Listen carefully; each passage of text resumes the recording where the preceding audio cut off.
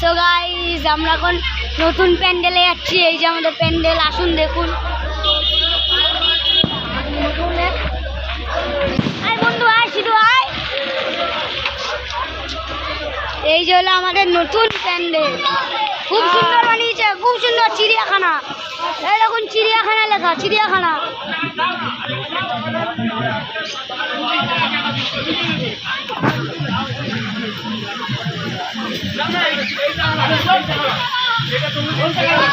এই যে আমাদের পশু পাখি,